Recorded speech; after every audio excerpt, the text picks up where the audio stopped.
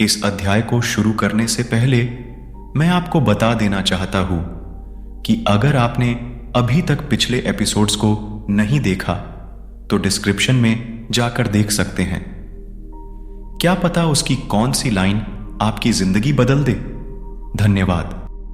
अध्याय 6, सबक 5। अमीर लोग पैसे का आविष्कार करते हैं। पिछले रात मैंने लिखना बंद किया और अलेक्जेंडर ग्राहम बेल के जीवन पर आधारित एक टीवी कार्यक्रम देखा। बेल ने टेलीफोन का पेटेंट करवाया था और उनकी नई खोज की बहुत मांग थी। चूंकि उन्हें एक बड़ी कंपनी की जरूरत थी, इसलिए वे उस समय की नामी कंपनी वेस्टर्न यूनियन के पास गए और उनसे कहा कि वे उनके पेटेंट और उनकी छोटी सी कंपनी को खरीद लें। वे पूरे पैकेज के $1,00,000 चाहते थे।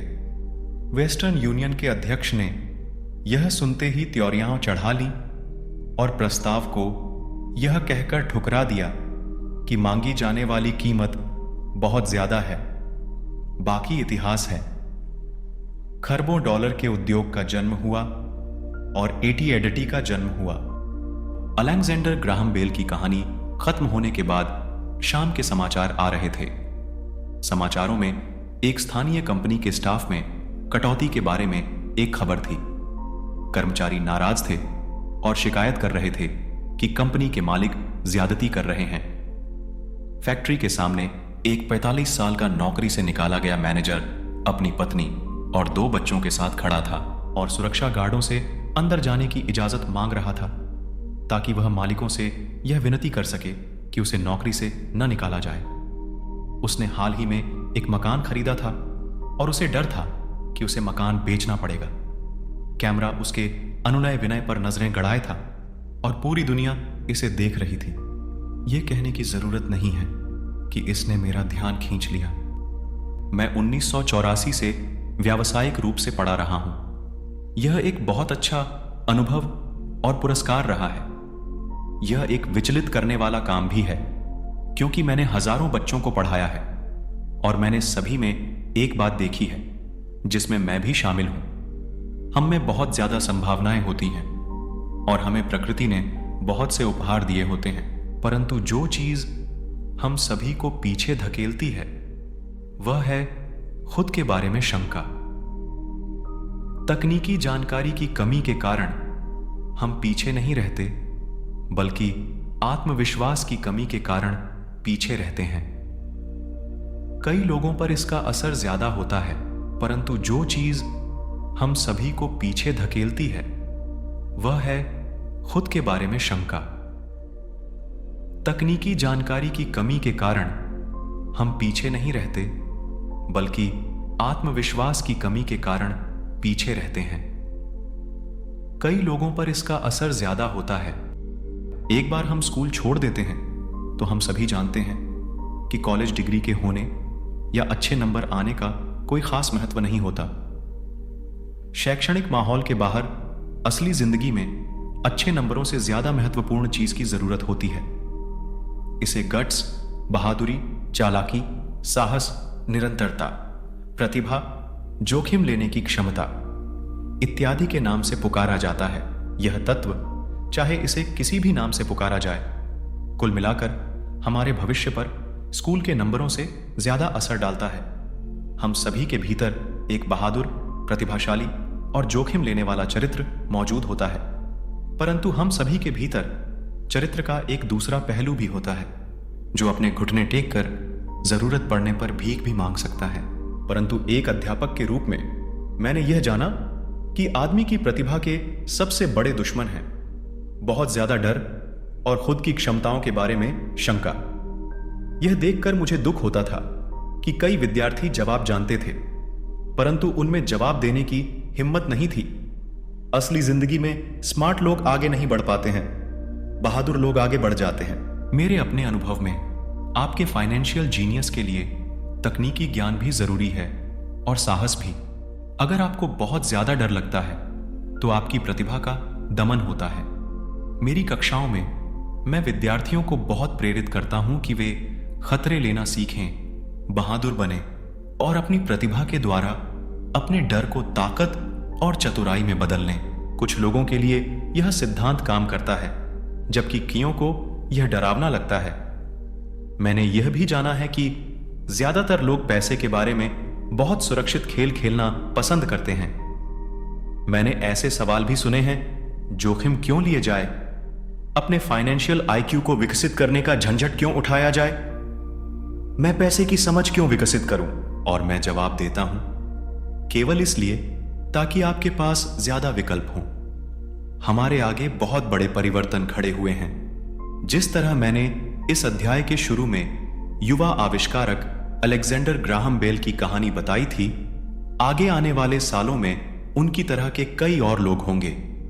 बिल गेट्स की तरह के सैकड़ों लोग होंगे और दुनिया भर में हर साल माइक्रोसॉफ्ट जैसी बहुत सी अत्यधिक सफल कंपनियां बनेगी और दिवालियापन, कंपनी बंद होने, स्टाफ निकालने की बहुत सी घटनाएं भी होंगी। तो आपको फाइनेंशियल आईक्यू विकसित करने के झंझट में क्यों पड़ना चाहिए? इसका जवाब कोई और नहीं दे सकता, आप खुद दे सकते हैं। परंतु मैं आपको बता सकता हूं कि मैं ऐसा क्यों करता हूं। मैं इसलिए ऐसा करता हूं क्योंकि आज का युग सबसे ज्यादा रोमांचकारी युग है। मैं चाहता हूं कि मैं परिवर्तन से डरने के बजाय उसका स्वागत कर सकूं। मैं चाहता हूं कि मैं लाखों करोड़ों बनाने के बारे में रोमांचित रहूं, न कि सिर्फ अपनी तनख्वाह बढ़ने के बारे में। आज का युग सर्वाधिक रोमांचकारी समय है जो दुनिया के इतिहास में अभूतपूर्व है। कई पीढ़ियों के बाद लोग इस युग को याद करते हुए यह कहेंगे कि यह कितना ज्यादा रोमांचकारी रहा होगा। इसे पुराने की मौत और नए के जन्म का युग कहा जाएगा। इस युग में बहुत उथल पुथल थी और रोमांच भी था। तो अपने फाइनेंशियल आईक्यू को विकसित करने का झंझट क्यों उठाया जाए? क्योंकि अगर आप ऐसा करते हैं तो आप ज्यादा अमीर हो जाएंगे, और अगर आप ऐसा नहीं करते हैं तो आगे आने वाला समय आपके लिए डरावना होगा। उस समय आप बहादुरी से आगे बढ़ने वाले लोगों को सफल होते देखेंगे और पुराने सिद्धांतों से जकड़े रहने वाले लोगों को असफल होते देखेंगे। 300 साल पहले जमीन ही संपत्ति थी, इसलिए जिस आदमी के पास जमीन थी उसके पास संपत्ति थी। फिर फैक्ट्रियां आईं, उत्पादन शुरू हुआ और अमेरिका ने अपना दबदबा बना लिया। उद्योगपति के पास संपत्ति आ गई। आज सूचना का युग है, इसलिए जिस आदमी के पास जितनी ज्यादा और जल्दी सूचना आ जाती है वह अमीर हो जाता है। समस्या यह है कि सूचना दुनिया भर में प्रकाश की गति से उड़ रही है। इस नई संपत्ति को सीमाओं और दायरों में नहीं बांधा जा सकता, जिस तरह जमीन या फैक्ट्रियों को बांधा जा सकता था। परिवर्तन ज्यादा तेज और नाटकीय होंगे। नए करोड़पतियों की संख्या में नाटकीय बढ़ोतरी होगी। ऐसे भी लोग होंगे जो पीछे छूट जाएंगे। आज मैं इतने सारे लोगों को संघर्ष करते देखता हूं और प्रायः ज्यादा कड़ी मेहनत करते देखता हूं, और ऐसा सिर्फ इसलिए होता है क्योंकि वे पुराने विचारों को कसकर पकड़े रहते हैं। वे चाहते हैं कि चीजें उनके हिसाब से हों। वे परिवर्तन का विरोध करते हैं। मैं ऐसे लोगों को जानता हूं जिनकी नौकरी छूट गई है, घर बिक गया है, और वे इसके लिए टेक्नोलॉजी या अर्थव्यवस्था या अपने बॉस को दोष देते हैं। दुर्भाग्य से उन्हें यह महसूस ही नहीं होता कि वे भी समस्या का कारण हो सकते हैं। पुराने विचार उनके सबसे बड़े विरोधी बन जाते हैं, और ऐसा इसलिए होता है क्योंकि वे यह जान ही नहीं पाते कि जो विचार पुराने जमाने में संपत्ति था वह आज इसलिए नहीं है क्योंकि जमाना आगे बढ़ चुका है। एक दोपहर में अपने द्वारा ईजाद किए गए बोर्ड गेम कैश फ्लो से शिक्षा दे रहा था। मेरा एक दोस्त किसी को अपने साथ लेकर आया था ताकि वह भी सीख सके। दोस्त की दोस्त का हाल ही में तलाक हुआ था। तलाक के मुकदमे में उसके हाथ बुरी तरह जल गए थे और वह अब कुछ जवाब ढूंढ रही थी। उसके मित्र को लगा कि शायद इस खेल से उसे कुछ सीखने को मिलेगा। इस खेल को इस तरह से बनाया गया है ताकि लोग यह सीख सके कि पैसा किस तरह काम करता है।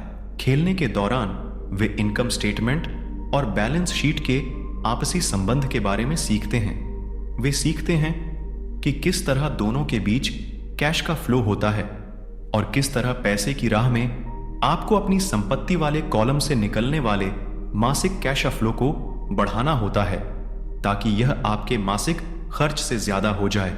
एक बार आप इसे हासिल कर लेते हैं तो आप चूहा दौड़ से बाहर निकल जाते हैं और तेज राह पर चल पड़ते हैं। जैसा मैंने कहा है, कुछ लोग इस खेल से नफरत करते हैं, कुछ इससे प्रेम करते हैं और कुछ इसका मतलब ही नहीं समझ पाते। इस महिला ने कुछ सीखने का बहुमूल्य अवसर खो दिया। शुरुआती राउंड में उसने एक डू डैड कार्ड खींचा जिस पर एक नाव बनी हुई थी। पहले तो वह खुश हुई, अरे मेरे पास तो एक नाव है। फिर जब उसके मित्र ने यह बताया कि किस तरह आंकड़े उसके इनकम स्टेटमेंट और बैलेंस शीट पर काम करते हैं तो वह कुंठित हो गई, क्योंकि उसे गणित जरा भी पसंद नहीं था। बाकी के खिलाड़ियों ने शांतिपूर्वक इंतजार किया जब उसका दोस्त इनकम स्टेटमेंट, बैलेंस शीट और मासिक कैश फ्लो के बारे में उसे समझाता रहा। अचानक जब उसने यह जान लिया कि आंकड़े किस तरह काम करते हैं तो उसे यह जानकर झटका लगा कि उसकी नाव उसे जिंदा खा रही है। बाद में वह डाउनसाइज हो गई और उसे एक बच्चा भी हो गया। यह उसके लिए एक भयानक खेल साबित हुआ। कक्षा के बाद उसका दोस्त आया और उसने मुझे बताया कि वह बहुत विचलित है। वह कक्षा में निवेश के बारे में सीखने के लिए आई थी और उसे यह बहुत मूर्खतापूर्ण लगा था कि इतने बेकार खेल को खेलने में इतना ज्यादा समय बर्बाद किया जाए। उसके मित्र ने उसे यह समझाने की कोशिश की कि वह अपने भीतर झांक कर देखे कि क्या यह खेल उसके किसी अंदरूनी पहलू को उजागर कर रहा था। इस सुझाव पर उस महिला ने अपना पैसा वापस मांग लिया। उसने कहा कि यह विचार मूर्खतापूर्ण है कि कोई खेल किसी के अंदरूनी पहलू को उजागर करता है। उसका पैसा तत्काल वापस कर दिया गया और वह वापस चली गई। 1984 से मैं करोड़ों कमा रहा हूं और सिर्फ इसलिए कमा रहा हूं क्योंकि स्कूल सिस्टम वह नहीं सिखाता जो मैं सिखा रहा हूं। स्कूल में ज्यादातर शिक्षक भाषण देते हैं। अपने छात्र जीवन में मुझे भाषणों से चिढ़ थी। मुझे बहुत जल्दी बोरियत हो जाती थी और मेरा दिमाग इधर उधर भटकने लगता था। 1984 में मैंने खेल खेल में शिक्षा देना शुरू किया। मैंने वयस्क विद्यार्थियों को प्रोत्साहित किया कि वे इन खेलों को ज्ञान बढ़ाने के इस पहलू से देखें कि वे क्या जानते हैं और उन्हें क्या सीखना चाहिए। सबसे महत्वपूर्ण बात यह है कि इस खेल से आदमी के व्यवहार पर भी प्रकाश पड़ता है। यह एक तात्कालिक फीडबैक सिस्टम भी है। टीचर लेक्चर दे, इसके बजाय खेल एक व्यक्तिगत लेक्चर बन जाता है जो आपके लिए ही बनाया गया है। उस महिला के मित्र ने बाद में मुझे पूरी बात बताने के लिए फोन किया। उसने कहा कि उसकी मित्र अब शांत हैं। शांत होने के बाद उसने खेल और अपने जीवन के बीच में कुछ आपसी संबंध भी महसूस किए हैं।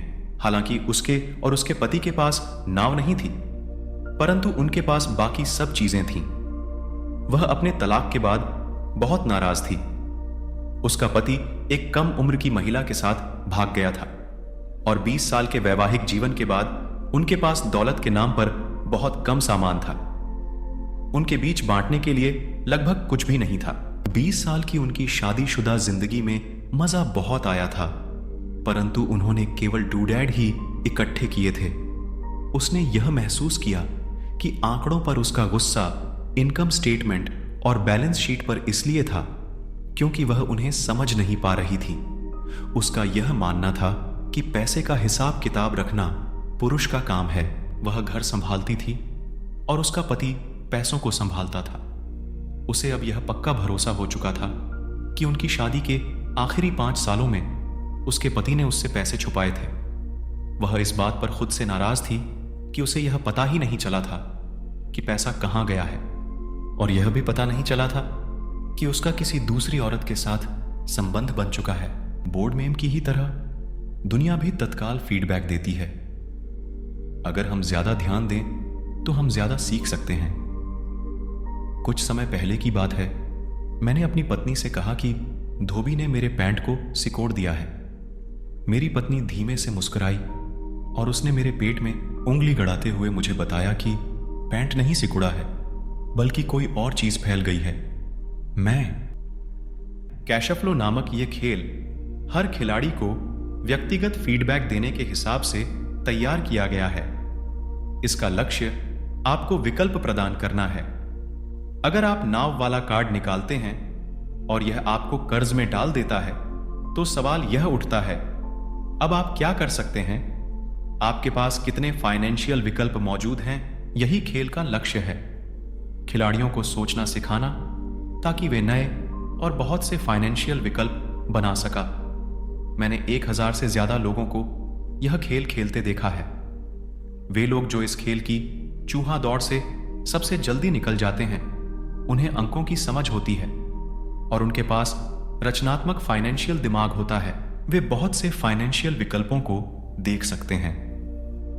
जिन लोगों को सबसे ज्यादा समय लगता है, वे ऐसे लोग होते हैं जिन्हें अंकों की समझ नहीं होती और जिन्हें प्रायः निवेश की ताकत का एहसास नहीं होता। अमीर लोग प्रायः रचनात्मक होते हैं और सोच समझकर खतरे उठाते हैं।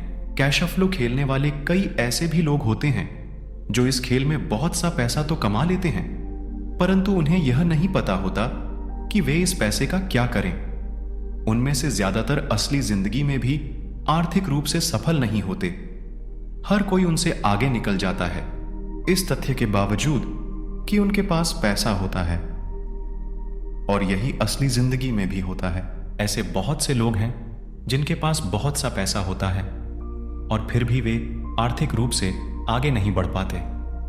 अपने विकल्पों को सीमित कर देना पुराने विचारों से चिपके रहने की ही तरह है। हाई स्कूल के समय का मेरा एक दोस्त अभी 3 नौकरियां कर रहा है। 20 साल पहले वह मेरे सभी सहपाठियों में सबसे अमीर हुआ करता था। जब स्थानीय शुगर प्लांट बंद हुआ तो वह जिस कंपनी के लिए काम करता था वह भी बंद हो गई। उसके दिमाग में केवल एक विकल्प था और वह पुराना विकल्प था, कड़ी मेहनत करो। समस्या यह थी कि उसे कोई बराबरी की नौकरी नहीं मिल पाई जो पुरानी कंपनी में उसकी वरिष्ठता को माने।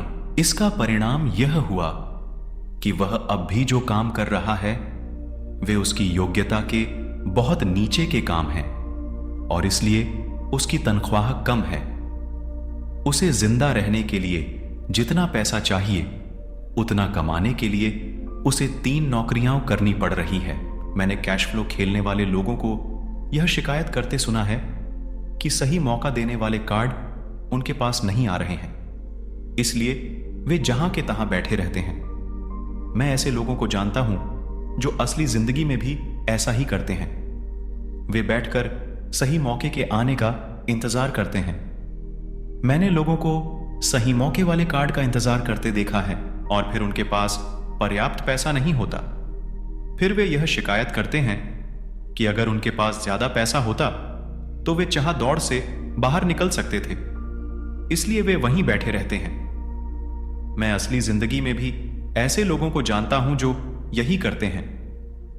वे महान अवसर देखते हैं परंतु उनके पास पैसा नहीं होता और मैं देखता हूं कि लोग एक महान अवसर वाले कार्ड को खींचते हैं, उसे जोर से पढ़ते हैं और उन्हें यह पता ही नहीं होता कि यह एक महान अवसर है। उनके पास पैसा भी होता है, समय भी सही होता है, कार्ड भी होता है, परंतु वे अवसर को नहीं देख पाते।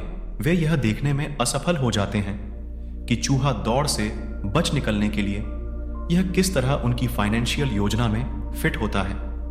और मेरी राय में इस तरह के लोग दूसरे सभी तरह के लोगों से ज्यादा संख्या में होते हैं। ज्यादातर लोगों को जिंदगी में एक बार मिलने वाला सुनहरा अवसर उनके सामने पड़ा हुआ मिलता है, परंतु वे उसे नहीं देख पाते। 1 साल बाद उन्हें इसका पता चलता है जब बाकी सभी लोग अमीर बन जाते हैं। फाइनेंशियल बुद्धि का मतलब है ज्यादा विकल्प होना। अगर अवसर आपके सामने नहीं आ रहे हैं तो आप अपनी आर्थिक स्थिति सुधारने के लिए क्या कर सकते हैं? अगर कोई अवसर आपकी गोद में आ रहा है और आपके पास पैसा नहीं है और बैंक वाले आपको उधार नहीं दे रहे हैं, तो आप उस अवसर से कैसे लाभ उठा सकते हैं? अगर आपका अनुमान गलत है और अगर आप जिसकी उम्मीद करते हैं वह नहीं होता है, तो आप किस तरह एक नींबू को लाखों में बदल सकते हैं? यही फाइनेंशियल बुद्धि है। क्या होता है, इससे हमारा ज्यादा सरोकार है, बल्कि एक नींबू को लाखों में बदलने के लिए कितने अलग अलग तरह के आर्थिक समाधान खोज सकते हैं। इसका मतलब है कि आप अपनी पैसे की समस्याओं को सुलझाने में कितने रचनात्मक हैं। ज्यादातर लोग केवल एक समाधान जानते हैं, कड़ी मेहनत करो, बचत करो और उधार लो। तो आपको अपनी फाइनेंशियल बुद्धि क्यों बढ़ानी चाहिए? क्योंकि आप उस तरह के इंसान होना चाहते हैं जो अपनी किस्मत खुद बनाता हो। आप जो होता है होने देते हैं और उसे बेहतर में बदलने की क्षमता रखते हैं। बहुत कम लोग यह समझ पाते हैं कि किस्मत भी हम ही बनाते हैं, जिस तरह की पैसा बनाया जाता है। अगर आप ज्यादा किस्मत वाले होना चाहते हैं और ज्यादा पैसा बनाना चाहते हैं, तो कड़ी मेहनत करने के अलावा आपकी फाइनेंशियल बुद्धि महत्वपूर्ण है। अगर आप उस तरह के आदमी हैं जो सही चीज होने का इंतजार करता है, तो शायद आपको बहुत लंबे समय तक इंतजार करना पड़ेगा। यह तो उसी तरह की बात हो गई कि आप गैरेज से गाड़ी निकालने के पहले यह सुनिश्चित करना चाहे कि अगले 5 मील तक की सभी स्ट्रीट लाइट्स हरी हों। जब हम छोटे थे तो अमीर डैडी माइक और मुझे लगातार यह बताते थे, पैसा असली नहीं है। हमें बार बार यह याद दिलाया करते थे कि जब हमने प्लास्टर ऑफ पेरिस से सिक्के ढाते थे तो हम पैसे के रहस्य के सबसे करीब आ गए थे, क्योंकि हम पैसा बना रहे थे। गरीब और मध्य वर्ग पैसे के लिए काम करते हैं, उनका कहना था। अमीर लोग पैसे बनाते हैं। आप धन को जितना असली समझेंगे, आप उसके लिए उतनी ही ज्यादा मेहनत से काम करेंगे।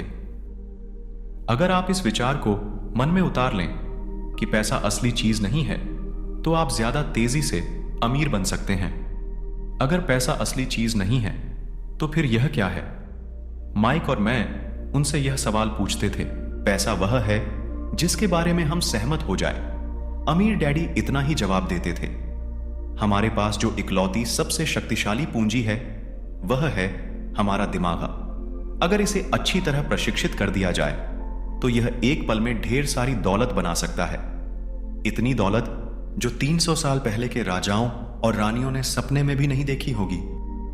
एक अप्रशिक्षित व्यक्ति बहुत ज्यादा गरीबी भी बना सकता है, जो पीढ़ी दर पीढ़ी चलने के कारण कई पीढ़ियों तक बनी रह सकती है। सूचना के इस युग में पैसा मिनटों में बन जाता है। कुछ लोग तो जीरो से शुरू करके अविश्वसनीय रूप से अमीर हो जाते हैं, और इसके लिए वे केवल कुछ विचारों और अनुबंधों का सहारा लेते हैं। आपको यह बात वे लोग आसानी से बता सकते हैं जो स्टॉक मार्केट में ट्रेडिंग करते हैं या दूसरे निवेश करते हैं, क्योंकि वहां ऐसा अक्सर होता रहता है। कुछ नहीं से तत्काल करोड़ों बनाए जा सकते हैं, और कुछ नहीं से, मेरा मतलब है कि बिना पैसे के लेन देन के, यह अनुबंध के द्वारा किया जाता है। ट्रेडिंग पिट में हाथ के एक संकेत से टोरंटो के ग्राहक के आदेश पर लिस्बन के ट्रेडर की स्क्रीन पर बत्ती जलती है और शेयर पल भर में टोरंटो पहुंच जाते हैं। 1 मिनट बाद शेयर बेचने का आदेश दिया जाता है और वे पल भर में बिक जाते हैं। इस पूरे मामले में धन का लेन देन नहीं हुआ था, अनुबंधों का हुआ था। तो अपनी फाइनेंशियल प्रतिभा क्यों विकसित करें? इसका जवाब केवल आप ही दे सकते हैं। मैं आपको बता सकता हूं कि मैं क्यों इसे विकसित कर रहा हूं। मैं ऐसा इसलिए करता हूं क्योंकि मैं तेजी से धन कमाना चाहता हूं। इसलिए नहीं कि मुझे इसकी जरूरत है, बल्कि इसलिए क्योंकि मैं ऐसा करना चाहता हूं। यह सीखने की एक दिलचस्प प्रक्रिया है। मैं अपना फाइनेंशियल आईक्यू इसलिए विकसित करता हूं क्योंकि मैं दुनिया के सबसे तेजी और सबसे बड़े खेल में भाग लेना चाहता हूं, और अपने छोटे तरीके से मैं मानवता के अभूतपूर्व विकास का हिस्सा होना चाहता हूं। एक ऐसे युग का जहां इंसान विशुद्ध रूप से केवल अपने दिमाग से काम करते हैं, शरीर से नहीं। इसके अलावा यहां ज्यादा रोमांच है। यहां पैसा है, यहां डर है, यहां आनंद है। इसलिए मैं अपनी फाइनेंशियल बुद्धि में निवेश करता हूं और अपनी सबसे शक्तिशाली संपत्ति को विकसित करता हूं। मैं बहादुरी से आगे बढ़ने वाले लोगों के साथ होना चाहता हूं। मैं पीछे रह जाने वाले लोगों के साथ नहीं होना चाहता हूं। मैं पैसे बनाने का एक आसान उदाहरण देना चाहता हूं। 1990 के दशक की शुरुआत में फीनिक्स की अर्थव्यवस्था बहुत बुरी थी।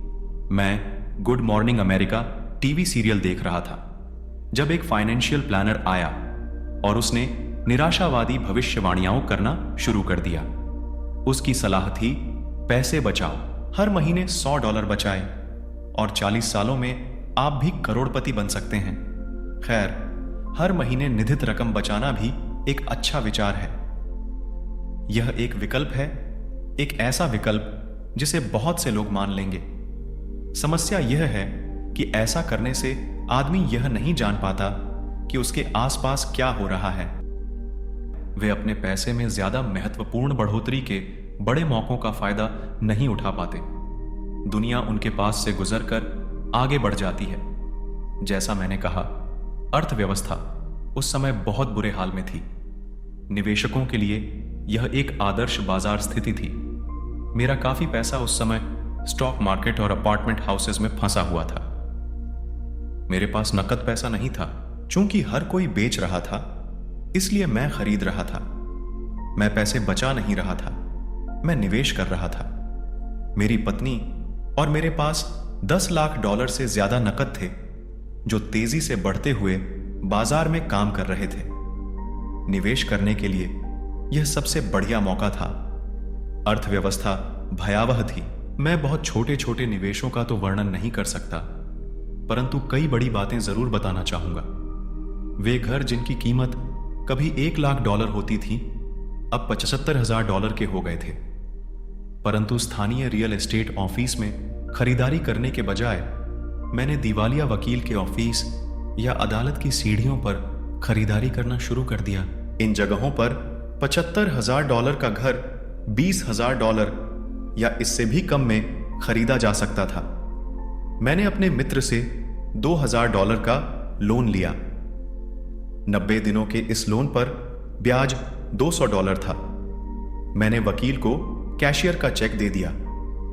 जब अनुबंध की कार्यवाही चल रही थी, तब मैंने अखबार में विज्ञापन दिया कि $75,000 का घर केवल 60,000 में बिकाऊ है और किसी डाउन पेमेंट की जरूरत नहीं है। मेरा फोन तत्काल व्यस्त हो गया और लगातार बजने लगा। संभावित खरीदारों को छांटा गया और एक 4 मकान कानूनी रूप से मेरे नाम हो गया, तो सभी संभावित खरीदारों को घर देखने की इजाजत दी गई। अत्यंत रोमांचकारी घटनाक्रम के बीच घर कुछ ही मिनटों में बिक गया। मैंने $2,500 की प्रोसेसिंग फी मांगी, जो उन्होंने खुशी खुशी दे दी, और इसके बाद कानूनी नामांतरण की कार्यवाही शुरू हो गई। मैंने अपने मित्र के $2,000 के कर्ज में $200 ब्याज मिलाकर उसे दे दिए। वह खुश था, घर खरीदने वाला खुश था, वकील भी खुश था और मैं भी खुश था। मैंने $20,000 में खरीदे गए घर को $60,000 में बेच दिया था। मेरे पास खरीदार का शपथ पत्र था, जिसने मेरे संपत्ति वाले कॉलम में $40,000 जमा कर दिए थे। इस पूरी कार्यवाही में कुल 5 घंटे लगे थे। तो अब जबकि आप में पैसे की समझ आ चुकी है और आप अंक पढ़ सकते हैं, मैं आपको दिखाऊंगा कि यह किस तरह पैसे का आविष्कार करने का उदाहरण है। संपत्ति वाले कॉलम में $40,000 बनते हैं। बिना टैक्स चुकाए पैसे का आविष्कार कैसे किया जाता है? 10% ब्याज पर आपने $4,000 प्रति वर्ष के कैश फ्लो को सुनिश्चित कर लिया। मंदी के बाजार में अपने खाली समय में मैंने और मेरी पत्नी ने इस तरह के 6 सौदे निपटाए, जबकि हमारा ज्यादातर पैसा बड़ी प्रॉपर्टीज और स्टॉक मार्केट में फंसा हुआ था। हम खरीदने और बेचने के सौदों में अपनी संपत्ति वाले कॉलम में $1,90,000 से ज्यादा में कामयाब हो गए थे। इस तरह हर साल की अनुमानित आय $1,90,000 हो गई थी और इसका ज्यादातर भाग हमारे प्राइवेट कॉरपोरेशन द्वारा सुरक्षित था। इस $19,000 प्रतिवर्ष का बड़ा हिस्सा हमारी कंपनी की कारों, पेट्रोल ट्रिप्स बीमे, ग्राहकों के साथ डिनर इत्यादि चीजों पर खर्च हो सकता था। बचत। आपको $40,000 बचाने के लिए कितना समय लगेगा और 50% टैक्स के हिसाब से व्यय कितना पैसा चुकाना होगा? अपनी फाइनेंशियल बुद्धि के इस्तेमाल से पैसा किस तरह खोजा जा सकता है, बनाया जा सकता है और सुरक्षित किया जा सकता है, यह इसका एक आसान उदाहरण है। खुद से पूछें कि $1,90,000 बचाने के लिए आपको कितना समय लगेगा। क्या बैंक आपके पैसे पर 10% ब्याज देगी और शपथ पत्र 30 सालों तक वैध था? मुझे आशा है कि वे मुझे कभी $1,90,000 नहीं देंगे। मुझे टैक्स देना पड़ेगा अगर वे मुझे मूलधन देते हैं, और इसके अलावा 30 साल के समय में $1,90,000 दिए जाने से कुल आमदनी $50,000 से ज्यादा होती है। मुझसे लोग पूछते हैं कि क्या होगा अगर कोई व्यक्ति पैसे नहीं चुकाए। ऐसा होता है और यह एक अच्छी खबर है। 1994 से 1997 तक फीनिक्स रियल एस्टेट बाजार देश में सबसे ज्यादा गर्म बाजार साबित हुआ है। उस $60,000 के घर को दोबारा $70,000 में बेचा जा सकता है और एक बार फिर से $2,500 प्रोसेसिंग फीस के रूप में वसूल किए जा सकते हैं। नए खरीदार के लिए भी यह मुफ्त का सौदा होगा और यह प्रक्रिया चलती रह सकती है। जब मैंने पहली बार घर बेचा था तो मैंने केवल $2,000 खर्च किए थे।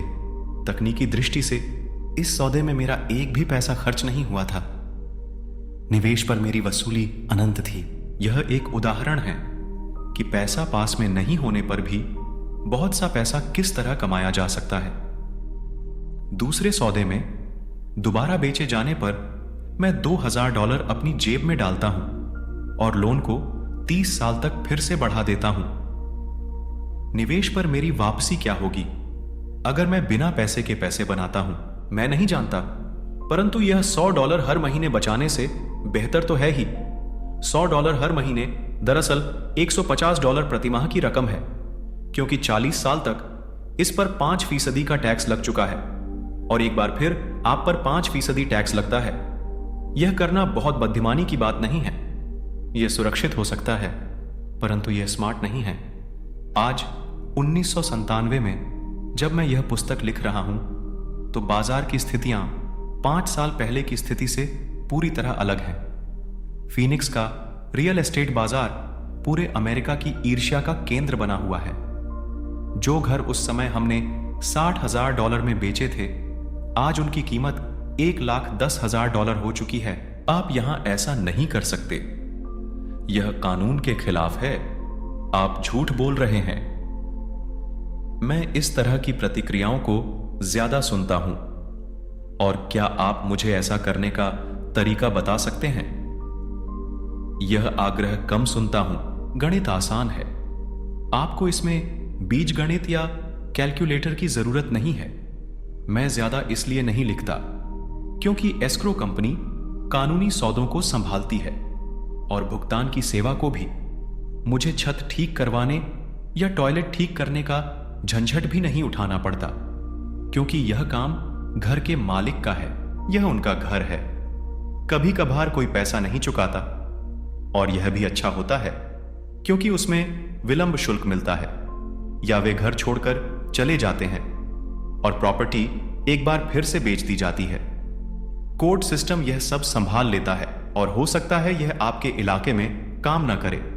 बाजार की स्थिति अलग हो सकती है, परंतु यह उदाहरण दर्शाता है कि किस तरह एक आसान वित्तीय प्रक्रिया कुछ ही समय में लाखों डॉलर बना सकती है, जिसे बनाने में आपका ज्यादा पैसा भी नहीं लगता और आपको जोखिम भी कम होता है। यह अनुबंध से बनाए जाने वाले पैसे का उदाहरण है। जिसके पास भी हाई स्कूल तक की शिक्षा है वह ऐसा कर सकता है, परंतु ज्यादातर लोग ऐसा नहीं करते। ज्यादातर लोग मेहनत करो और पैसे बचाओ की पुरानी सलाह सुनते हैं। लगभग 30 घंटे की मेहनत के बाद लगभग $1,90,000 संपत्ति वाले कॉलम में आ गए और इसके लिए टैक्स भी नहीं देना पड़ा। इनमें से कौन सी सलाह आपको ज्यादा कठिन लगती है? 1. कड़ी मेहनत करो, 50% की दर से टैक्स चुकाओ और फिर जो रकम बचती है उसमें से बचत करो। आपकी बचत पर आपको 5% ब्याज मिलता है, जिस पर एक बार फिर टैक्स लगता है। या 2. पैसे की समझ विकसित करने का समय निकालो और अपने दिमाग और संपत्ति वाले कॉलम की ताकत का इस्तेमाल करो। इसमें वह समय भी जोड़ लें जो आपको विकल्प नंबर 1 के प्रयोग द्वारा $1,90,000 बचाने में लगता है, क्योंकि समय आपकी सबसे बड़ी संपत्ति है। अब आप समझ सकते हैं कि मैं क्यों चुपचाप अपना सिर हिलाता हूं जब मैं लोगों को यह कहते सुनता हूं, मेरा बच्चा स्कूल में अच्छी पढ़ाई कर रहा है और उसे अच्छी शिक्षा मिल रही है। यह अच्छी हो सकती है, परंतु क्या यह पर्याप्त है? मैं जानता हूं कि उपर्युक्त निवेश तकनीक एक छोटी तकनीक है। इसे यह बताने के लिए लिखा गया है कि किस तरह एक छोटी सी रकम बड़ी रकम में बदल सकती है। एक बार फिर मेरी सफलता यह बताती है कि मजबूत वित्तीय नींव कितनी महत्वपूर्ण होती है, जो मजबूत वित्तीय शिक्षा से शुरू होती है। मैंने इसे पहले कहा है और यह इतना महत्वपूर्ण है कि मैं इसे एक बार फिर दोहराना चाहता हूं। वित्तीय बुद्धि 4 मुख्य तकनीकी दक्षताओं से मिलकर बनती है। 1. वित्तीय साक्षरता, अंकों को पढ़ने की योग्यता। 2. निवेश की रणनीति, धन द्वारा धन बनाने का विज्ञान। 3. बाजार मांग और पूर्ति, अलेक्जेंडर ग्राहम बेल ने बाजार को वह दिया जो इसे चाहिए। यही बिल गेट्स ने भी किया।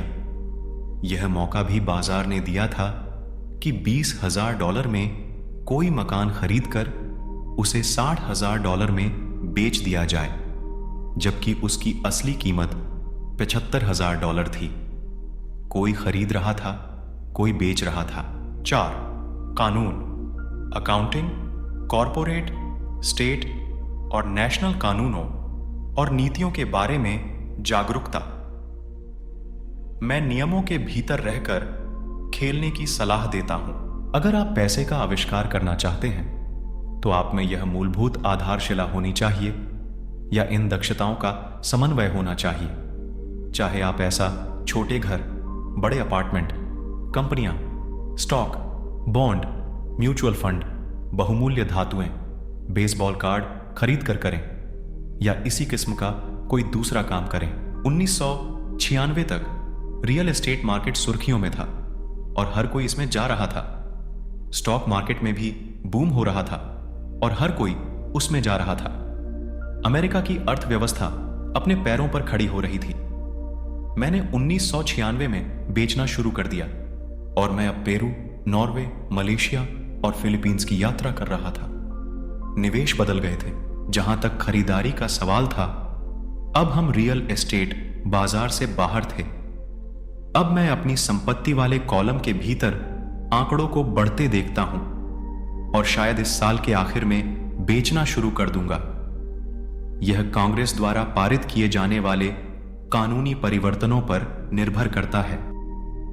मैं आशा करता हूं कि 6 छोटे घरों के सौदों को बेच दूंगा और $40,000 के नोट को धन में बदल लूंगा। मुझे अपने अकाउंटेंट को बुलाकर उसे कहना पड़ेगा कि वह इतनी रकम के लिए तैयार हो जाए और इसे टैक्स से बचाने के लिए तरीके खोजे। मैं सिर्फ आपको इतनी सी बात बताना चाहता हूं कि निवेश आते जाते रहते हैं, मार्केट घटता बढ़ता रहता है, अर्थव्यवस्थाएं सुधरती बिगड़ती रहती हैं। दुनिया आपको हर दिन जिंदगी के अनूठे अवसर देती रहती है, आपकी जिंदगी के हर दिन, परंतु प्रायः हम उन्हें देख नहीं पाते हैं। लेकिन वे वहां होते हैं और दुनिया जितनी ज्यादा बदलती है और टेक्नोलॉजी जितनी ज्यादा बदलती है, आपके और आपके परिवार के लिए स्थायी आर्थिक सुरक्षा के लिए उतने ही ज्यादा मौके होते हैं। तो अपनी फाइनेंशियल बुद्धि को विकसित करने का झंझट क्यों उठाया जाए? एक बार फिर मैं यही कहूंगा कि आप ही इसका जवाब दे सकते हैं। मैं जानता हूं कि मैं क्यों इसे सीखता और विकसित करता हूं। मैं ऐसा इसलिए करता हूं क्योंकि मुझे पता है कि कि परिवर्तन हो रहे हैं और होने वाले हैं। मैं परिवर्तनों का स्वागत करना चाहता हूं और अतीत से चिपके नहीं रहना चाहता हूं। मैं जानता हूं कि मार्केट में ज्वार आएगा और मार्केट में भाटा भी आएगा।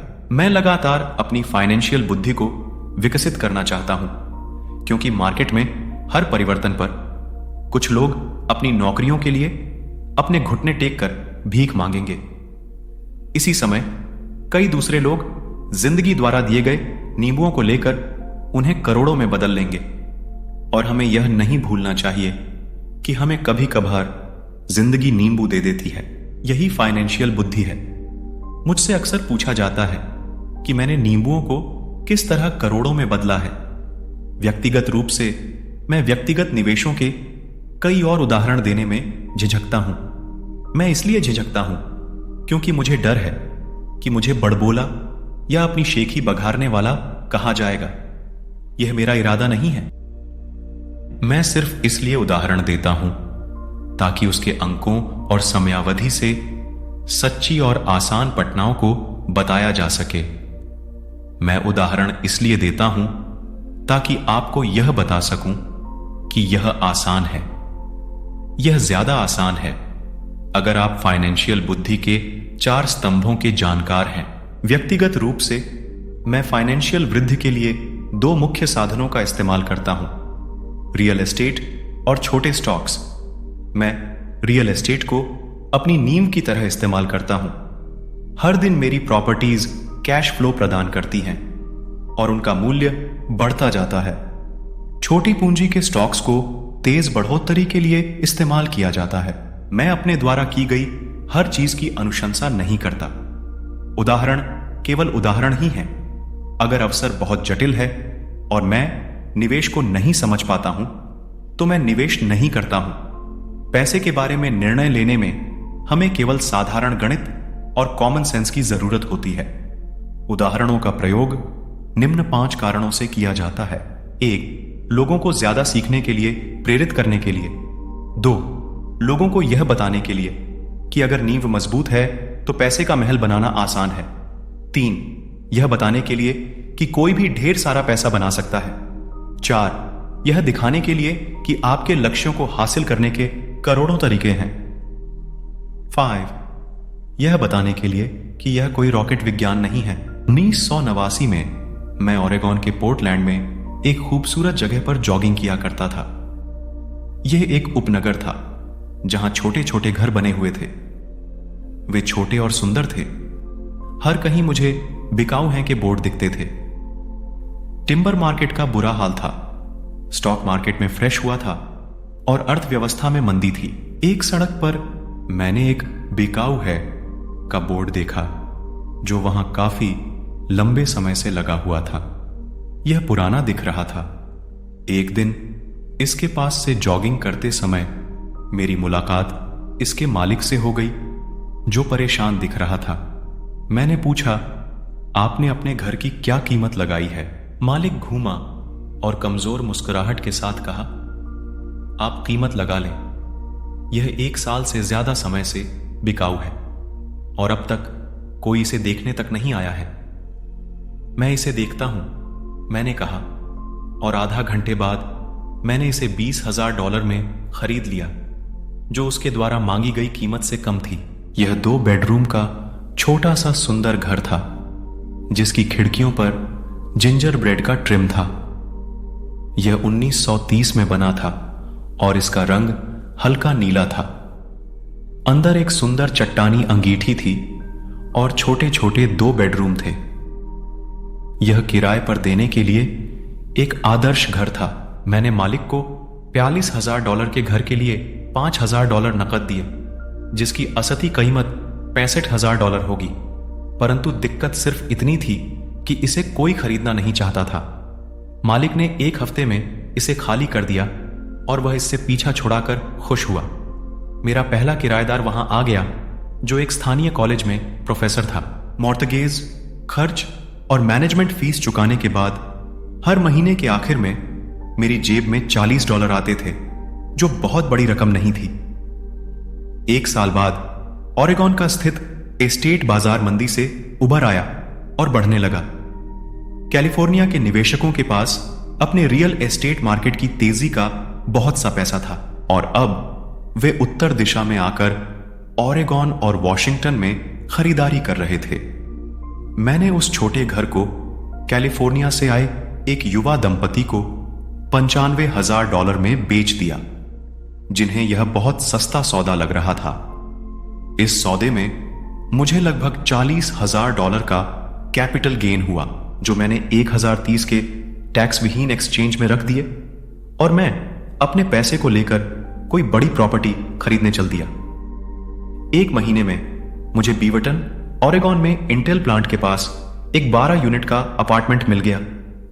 उसके मालिक जर्मनी में रहते थे और उन्हें इसकी कीमत का अंदाजा ही नहीं था और एक बार फिर वे इससे पीछा छुड़ाना चाहते थे। तब तक हम फिनिक्स चले गए थे और हमें वैसे भी इसे बेचना था। पहले जो हाल ओरेगॉन के बाजार का था, वही मंदी का माहौल फिनिक्स के रियल एस्टेट मार्केट में देखने को मिला। फिनिक्स में 30 यूनिट की अपार्टमेंट इमारत की कीमत $8,75,000 थी, जिसमें से $2,25,000 डाउन पेमेंट था। 30 यूनिटों से आने वाला कैश फ्लो $5,000 प्रतिमाह से कुछ ज्यादा था। एरिजोना का बाजार भी बढ़ने लगा और 1996 में एक कोलोरेडो के निवेशक ने हमें उस प्रॉपर्टी के लिए $12 लाख देने का प्रस्ताव रखा। मेरी पत्नी और मैं बेचने पर विचार कर रहे थे, परंतु हमने यह देखने का इंतजार किया कि क्या कांग्रेस कैपिटल गेन कानूनों में परिवर्तन करेगी। अगर वह परिवर्तन करती है तो प्रॉपर्टी की कीमत 15 से 20% तक बढ़ जाएगी। इसके अलावा हर महीने $5,000 मिलते रहना अच्छा लगता था। इस उदाहरण में मुद्दे की बात यह है कि किस तरह एक छोटी रकम एक बड़ी रकम में बदली जा सकती है। एक बार फिर मैं यह कहना चाहता हूं कि इसके लिए फाइनेंशियल स्टेटमेंट्स, निवेश की रणनीति, बाजार की समझ और कानूनों की जानकारी होना जरूरी है। अगर लोग इन विषयों के बारे में जानकारी नहीं रखते हैं तो स्पष्ट रूप से वे स्टैंडर्ड सलाह का पालन करेंगे, जो कहती है कि सुरक्षित खेल खेलना चाहिए और सुरक्षित निवेशों में पैसा लगाना चाहिए। सुरक्षित निवेशों के साथ समस्या यह है कि वे अवसर बहुत कम मुनाफा देते हैं। उन्हें इतना सुरक्षित बना दिया जाता है कि उनसे मिलने वाला मुनाफा कम हो जाता है। ज्यादातर बड़े ब्रोकरेज हाउसेस जोखिम भरे सौदों से बचते हैं ताकि वे खुद की और अपने ग्राहकों की सुरक्षा कर सकें, और यह नीति समझदारी की भी है। असली गर्म सौदे नौसिखियों को नहीं दिए जाते। प्रायः सर्वश्रेष्ठ सौदे उन लोगों के लिए सुरक्षित रखे जाते हैं जो इस खेल को अच्छी तरह समझते हैं, और ये सादे अमीरों को और भी ज्यादा अमीर बना देते हैं। वैसे भी इस तरह के जोखिम भरे सौदे नौसिखियों के सामने रखना तकनीकी रूप से गैर कानूनी माना जाता है, परंतु ऐसा भी कभी कभार होता है। मैं जितना ज्यादा परिष्कृत होता जाता हूं, उतने ही अवसर मुझे मिलते जाते हैं। जिंदगी में फाइनेंशियल बुद्धि विकसित करने का एक और फायदा यह होता है कि इससे आपके सामने ज्यादा अवसर आते हैं, और आपकी फाइनेंशियल बुद्धि जितनी ज्यादा बढ़ती जाती है, आपके लिए यह बताना आसान होता जाता है कि कोई सौदा अच्छा है या बुरा। आपकी बुद्धि तत्काल एक बुरे सौदे को पहचान सकती है या एक बुरे सौदे को अच्छे सौदे में बदल सकती है।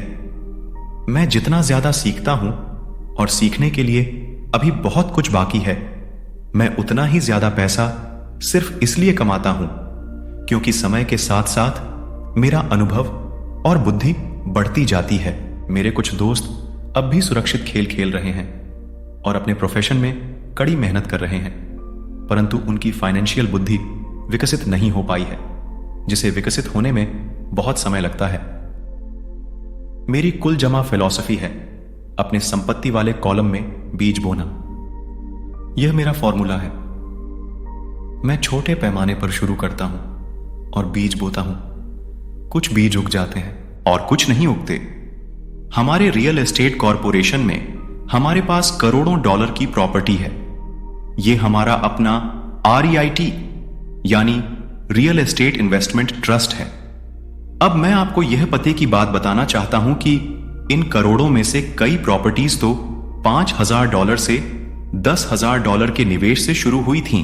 नकद पैसे से खरीदी गई यह प्रॉपर्टीज खुशकिस्मती से तेजी से बढ़ते बाजार में ज्यादा कीमत हो गई थीं और टैक्स से मुक्त रहते हुए इन्हें खरीदा और बेचा गया था, और ऐसा कई सालों तक किया गया था।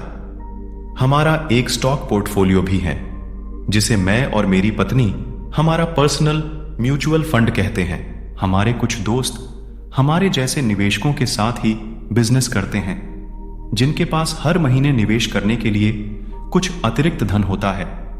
हम ज्यादा जोखिम वाली प्राइवेट कंपनियों के शेयर खरीदते हैं जो अमेरिका या कनाडा में स्टॉक एक्सचेंज पर सार्वजनिक होने जा रही हैं। कितनी तेजी से धन बढ़ता है इसका उदाहरण इस तरह देखें। हमने कंपनी के सार्वजनिक होने से पहले 25 सेंट प्रति शेयर की दर पर 1 लाख शेयर खरीदे। 6 महीने बाद जब कंपनी शेयर बाजार में दर्ज हो गई तो उसके शेयर का भाव $2 प्रति शेयर हो गया। अगर कंपनी का प्रबंधन अच्छा है तो कीमतें बढ़ती रहेंगी और स्टॉक $20 प्रति शेयर या इससे भी ज्यादा होगा। ऐसे भी कई वर्ष रहे हैं जब हमारे $25,000 एक साल से भी कम समय में $10 लाख बन गए हैं। यह जुआ नहीं है अगर आप जानते हैं कि आप क्या कर रहे हैं। यह जुआ है अगर आप सौदे में अपना पैसा फेंक रहे हैं और भगवान से सफल होने की दुआ कर रहे हैं। आपको अपने तकनीकी ज्ञान, बुद्धि और खेल के प्रति प्रेम की जरूरत होगी ताकि जोखिम कम से कम रहे। वैसे जोखिम तो होता ही है, यह फाइनेंशियल बुद्धि होती है जिससे आपकी सफलता के अवसर बढ़ जाते हैं। इसी कारण जो चीज एक आदमी के लिए जोखिम भरी होती है वह दूसरे आदमी के लिए उतनी जोखिम भरी नहीं होती। यही वह मूल कारण है जिसकी वजह से मैं लोगों को लगातार प्रेरित करता हूं कि वे स्टॉक, रियल एस्टेट या दूसरे बाजारों में निवेश करने के बजाय फाइनेंशियल बुद्धि में निवेश करें। आप जितने ज्यादा स्मार्ट होंगे आपके सफल होने के अवसर उतने ही ज्यादा होंगे। मैं व्यक्तिगत रूप से जिन स्टॉक्स में निवेश करता है उनमें बहुत ज्यादा जोखिम होता है और इसलिए मैं उनकी अनुशंसा नहीं करता हूं। मैं इस खेल को 1979 से खेल रहा हूं और मैंने इसमें काफी अनुभव हासिल कर लिया है। परंतु अगर आप दोबारा पढ़ेंगे कि इस तरह के निवेश ज्यादातर लोगों के लिए जोखिम भरे क्यों होते हैं तो आप अपनी जिंदगी को अलग तरह से निर्धारित कर सकेंगे जिससे $25,000 से एक साल में $10 लाख बनाना आपके लिए कम जोखिम भरा होगा। जैसा पहले ही कहा जा चुका है, मैंने जो लिखा है मैं आपको वैसा करने की सलाह नहीं देता हूं। मैं सिर्फ आपको यह समझाना चाहता हूं कि यह आसान है और संभव है। बात इतनी सी है कि औसत आदमी के लिए $1 लाख से ज्यादा की प्रतिवर्ष आय अच्छी होती है और इसे हासिल करने में ज्यादा मेहनत भी नहीं लगती। बाजार कैसा है और आप कितने स्मार्ट हैं इस बात पर निर्भर करता है कि आप 5 से 10 साल में ऐसा कर सकते हैं। अगर आप अपने खर्च को कम रख सकते हैं तो $1 लाख की अतिरिक्त आय आपको सुखद लगेगी, चाहे आप काम कर रहे हों या नहीं। आप चाहें तो काम कर सकते हैं या चाहें तो काम छोड़ भी सकते हैं। मेरा व्यक्तिगत आधार रियल एस्टेट है। मैं रियल एस्टेट से प्रेम करता हूं क्योंकि यह स्थायी और धीमी गति से चलने वाली होती है। मैं ठोस आधार को पसंद करता हूं। कैश फ्लो भी आमतौर पर स्थायी ही होता है और अगर इसे अच्छी तरह मैनेज किया जाए तो इसकी कीमत बढ़ने की भी अच्छी संभावना होती है। रियल एस्टेट की ठोस आधारशिला होने के कारण मैं जोखिम भरे स्टॉक्स खरीदने का खतरा मोल ले सकता हूं। अगर मुझे स्टॉक मार्केट में खासा मुनाफा होता है तो मैं मुनाफे पर कैपिटल गेन्स टैक्स देता हूं और बची हुई रकम को रियल एस्टेट में लगा देता हूं ताकि मेरी संपत्ति की नींव और ज्यादा मजबूत हो जाए। रियल एस्टेट पर एक और बात, मैं दुनिया भर में घूमा हूं और मैंने हर जगह निवेश करना सिखाया है। हर शहर में मुझे यह सुनने में आया है कि रियल एस्टेट को सस्ते में नहीं खरीदा जा सकता। यह मेरा अनुभव नहीं है। न्यूयॉर्क या टोक्यो में या शहर से थोड़ा सा दूर ऐसे शानदार मौके हैं जिन्हें ज्यादातर लोग नजरअंदाज कर देते हैं। सिंगापुर में जहां अभी रियल एस्टेट की कीमतें बहुत ज्यादा चल रही हैं, ऐसी बहुत सी प्रॉपर्टीज हैं जो चंद मिनटों की ड्राइविंग की दूरी पर हैं। इसलिए जब भी मैं किसी को यह कहते सुनता हूं, आप यहां ऐसा नहीं कर सकते, तो मैं उन्हें यह याद दिलाता हूं कि शायद आपको यह कहना चाहिए, मैं नहीं जानता कि यहां ऐसा कैसे किया जा सकता है। अभी तक महान अवसरों को आपकी आंखें नहीं देख सकती, उन्हें आपके दिमाग से देखा जा सकता है। ज्यादातर लोग सिर्फ इसलिए अमीर नहीं बन पाते क्योंकि उन्हें यह जानने के लिए फाइनेंशियल प्रशिक्षण ही नहीं मिला होता कि वे अपने सामने पड़े हुए अवसरों को देख सकें और उन्हें पहचान सकें। मुझसे अक्सर पूछा जाता है, मैं शुरुआत कैसे करूं? पिछले अध्याय में मैंने आर्थिक स्वतंत्रता की राह पर चलने वाले 10 कदमों का उल्लेख किया है, परंतु यह हमेशा याद रखें कि आपको मजा आना चाहिए। यह केवल एक खेल है। कई बार आप जीत जाते हैं और कई बार आपको अनुभव मिलता है, परंतु हमेशा आनंद लें। ज्यादातर लोग कभी नहीं जीत पाते क्योंकि उन्हें हार का डर लगा रहता है। इसीलिए मुझे स्कूल मूर्खतापूर्ण लगता है। स्कूल में हम सीखते हैं कि गलतियां बुरी बात होती हैं और गलतियां करने के लिए हमें सजा दी जाती है, परंतु अगर हम इंसानों की सीखने की प्रक्रिया पर नजर डालें तो हम पाएंगे कि इंसान गलतियां करके ही सीखते हैं। हम गिर गिर कर ही चलना सीख पाते हैं। अगर हम कभी नहीं गिरे तो हम कभी चल भी नहीं पाएंगे। यही मोटरसाइकिल चलाने के बारे में भी सही है। मेरे घुटनों पर अब भी चोट के निशान हैं, परंतु आज मैं बिना सोचे मोटरसाइकिल चला सकता हूं। यही अमीर बनने के बारे में भी सही है। दुर्भाग्य से ज्यादातर लोगों के अमीर न बन पाने का मुख्य कारण यह है कि वे हारने से डरते हैं। जीतने वाले हारने से नहीं डरते हैं, परंतु हारने वाले डरते हैं। सफलता की प्रक्रिया का एक भाग असफलता भी है। जो लोग असफलता से बचते हैं, सफलता उनसे बचती है। मैं पैसे कमाने को टेनिस के खेल की तरह मानता हूं। मैं मेहनत से खेलता हूं, गलतियां करता हूं, गलतियां सुधारता हूं और ज्यादा गलतियां करता हूं, सुधारता हूं, और इस तरह से मेरा खेल सुधरता जाता है। अगर मैं खेल में हार जाता हूं तो मैं नेट के पास जाकर अपने विरोधी से हाथ मिलाता हूं, मुस्कुराता हूं और कहता हूं, अगले शनिवार को मिलेंगे। निवेशक 2 तरह के होते हैं। एक, पहले और सबसे आम तरह के निवेशक वे लोग होते हैं जो एक पैकेज में निवेश करते हैं। यह एक म्यूचुअल फंड, REIT, स्टॉक या बॉन्ड हो सकता है। यह निवेश का एक अच्छा, साफ सुथरा और आसान तरीका है।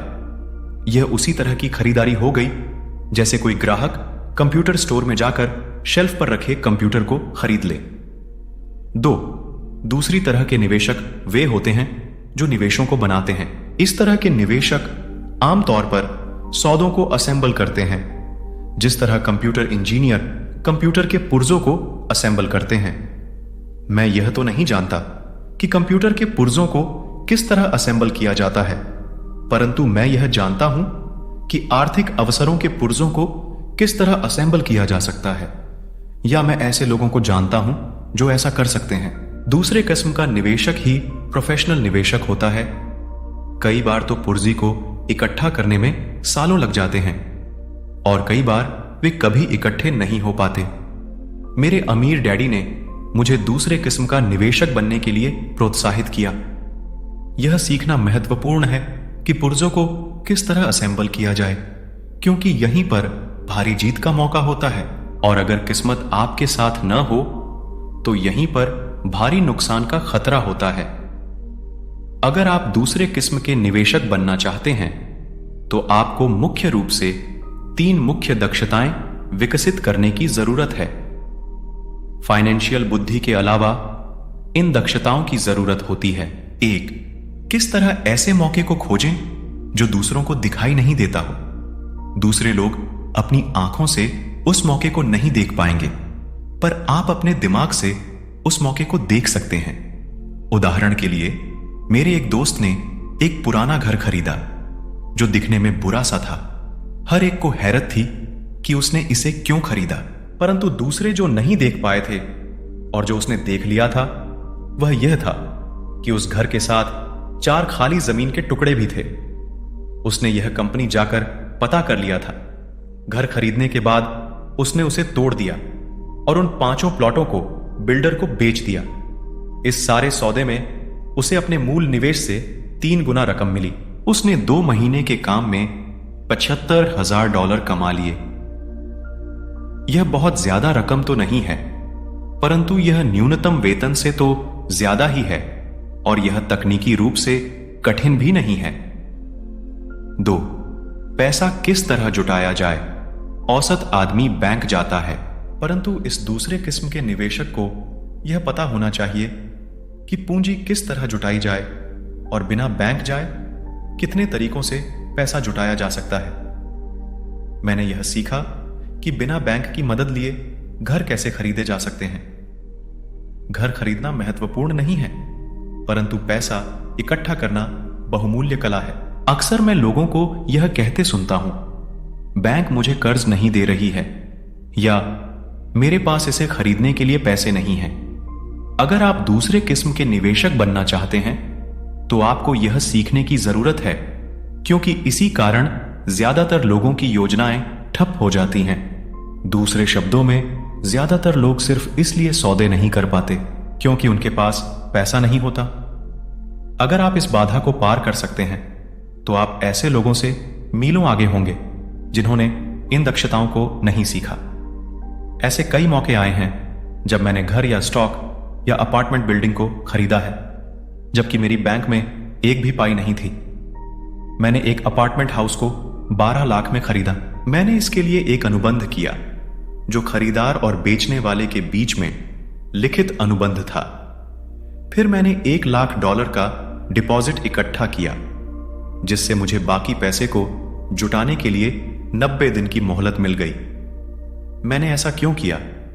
क्योंकि मैं जानता था कि इसकी असली कीमत $20 लाख थी। मैंने इस पैसे को कभी नहीं जुटाया।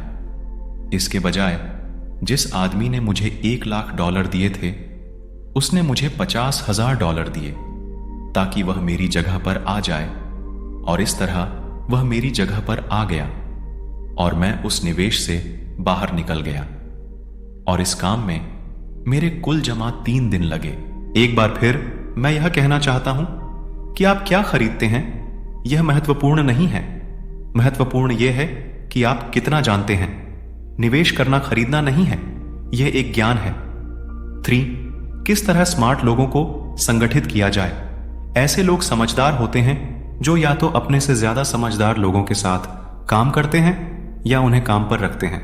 जब भी आपको सलाह की जरूरत हो तो यह सुनिश्चित कर लें कि आपका सलाहकार समझदार हो। सीखने के लिए बहुत कुछ है, परंतु इसके पुरस्कार भी बहुत कीमती हो सकते हैं।